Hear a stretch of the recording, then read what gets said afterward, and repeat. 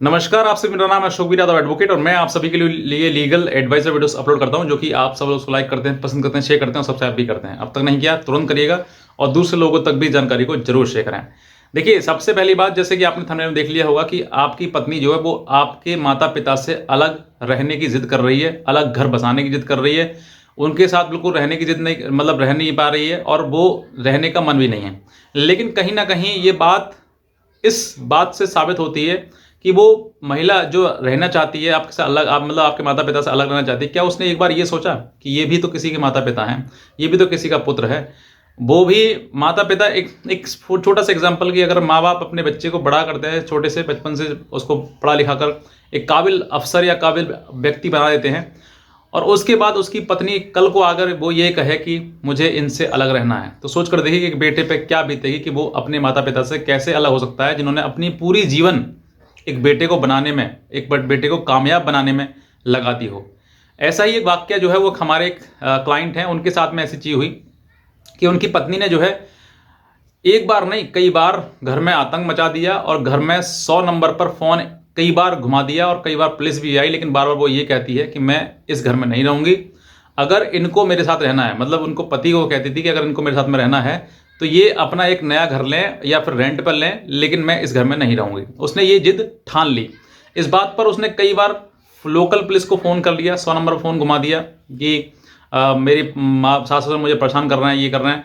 अब सास ससुर परेशान करें तो कैसे करें, वो रिटायर हैं, उनकी उम्र जो है लगभग 60-65 साल के ऊपर है और माँ के पैरों में घुटनों में दर्द रहता है, वो चलने फिरने में दिक्कत है। पिता जो है वो ब्लड प्रेशर के बीमार हैं, वो कुछ नहीं कर सकते। दोनों माता पिता जो हैं उसके, मतलब दोनों सास ससुर जो हैं वो बेड रेस्ट पर हैं, ज़्यादा चलना फिरना उनकी बस की बात नहीं है। अब ऐसे समय पर जो है वो सिर्फ उसको दिक्कत किस बात की है कि उसकी माँ जो है, लड़के की माँ जो है वो उसको कुछ गलत करने से मना करती है। वो फ़ोन पर अननेसेसरी, जैसे लड़का जो है वो ऑफिस चला जाता है और उसके बाद अननेसेसरी लोगों से बात करना, लगातार बात करना, इस चीज़ को वो रोकती है, टोकती है उसको कि आप तुम ऐसा मत करो।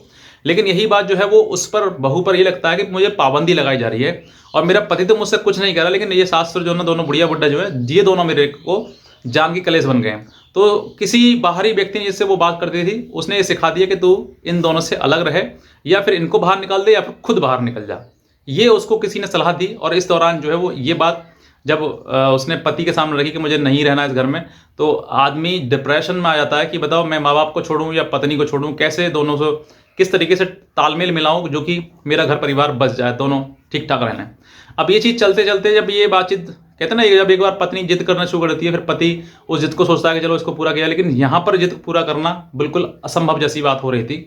तो उसके दौरान जो है वो पुलिस, लड़ाई झगड़ा हुआ। लड़ाई झगड़ा होने के बाद जो उस लड़की ने पुलिस को फ़ोन कर दिया, वो पुलिस आ गई। पुलिस आने के सामने यही रखा कि मैं यहाँ इस घर में नहीं रहूंगी और इस घर को मुझे छोड़ना चाहिए, मेरे साथ में रहें या फिर ना रहें, एक ही व्यक्ति रहेगा, या मैं रहूंगी या ये दोनों बुढ़िया बुढ़ा रहेंगे। उसको उसने ऐसा बोला। पुलिस ने भी उसको फटकार लगाई कि तुम गलत चीज़ कर रहे हो, गलत तरीके से, इस तरीके, क्योंकि एक बेटे को बनाना माता पिता के हाथ में होता है। उन्होंने अपने पढ़ाया लिखा है, इसलिए थोड़ा ना कि आप शादी करके एक पत्नी आएगी और वो उसको अलग ले जाएगी। तो ये जो जिद है वो लगातार चलती रही और कई बार उसने काफ़ी कोशिश करी पति ने समझाने की, लेकिन वो नहीं समझी और बार बार उसने कई बार फ़ोन किया। तो पति जो है परेशान होकर जो है उसको उसके मायके छोड़ा है कि तुम थोड़े दिन मायके रह लो और यहाँ पर जो है हो सकता है तुम्हारा माइंड जो है वो थोड़ा ठीक ठाक हो जाए। तो पत्नी का माइंड ठीक नहीं हुआ, उसने और बिगाड़ लिया। उसने सीधे जो है FIR 498 की FIR दर्ज कर दी पति के और माँ बाप के ऊपर, दोनों तीनों लोगों के ऊपर, और साथ ही साथ में मेंटेनेंस का केस भी कर दिया। 2 केस जो उसके ऊपर लगा दिए। अब जब ये बातें बढ़ती गई, कई काफ़ी चीज़ें बिगड़ती गई, क्योंकि कहीं ना कहीं बिगाड़ने का काम भी पत्नी ने नहीं कर दिया। और अब जो है बिगड़ते बिगड़ते इस कगार पे आ गए कि पति ने जो है वो डाइवोर्स का केस फाइल कर दिया और सिर्फ यही बात कहते हुए कि ये माता पिता से जिद करती है, अलग रहने की जिद करती है। ये बात जब कोर्ट में पहुंची या कोर्ट में गवाही हुई, विटनेस हुआ, एविडेंस हुआ, वहां पर भी उसने यही कहा कि मुझे उनके साथ में नहीं रहना, चाहे कुछ भी हो जाए। ये बात कोर्ट में जब बात सामने आई तो कोर्ट ने भी इसको कंसिडर किया। कोर्ट को कंसिडर करते हुए कोर्ट ने डाइवोर्स ग्रांट कर दिया। क्यों कर दिया? क्योंकि कहीं ना कहीं ये क्रूअल्टी थी पति के ऊपर कि वो माता पिता से कैसे अलग हो सके, किस तरीके से वो अलग। सिर्फ काफ़ी कोर्ट ने भी समझाने की कोशिश करी तुम मेरे साथ में रहो, लेकिन उसने मना कर दिया कि मैं इस साथ में नहीं रहूंगी क्योंकि मुझे ये माता पिता उनके बिल्कुल पसंद नहीं है, उनके साथ नहीं रह सकती हूँ।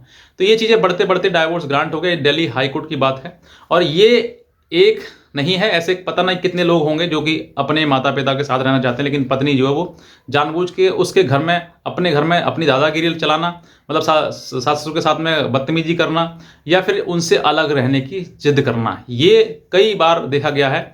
और ऐसे समय पर जो है वो पति जो है वो मजबूर हो जाता है कि मैं इसको चुनूं या फिर उनको चुनूं, तो दोनों में से बहुत ज़्यादा असमंजस की प्रॉब्लम आ जाती है। तो अगर मैं ये कहना चाहता हूँ कि अगर मान लो आप महिला हैं, आप पत्नी हैं, तो आप बस इतना ध्यान रखिए कि जो माता पिता हैं, बुजुर्ग हैं, उनको कुछ समय का जीवन है, अगर अच्छे से शांतिपूर्ण कट जाएगा तो आपको आशीर्वाद ही दे के जाएंगे और अपनी सारी संपत्ति प्रॉपर्टी तुमको दे के जाएंगे।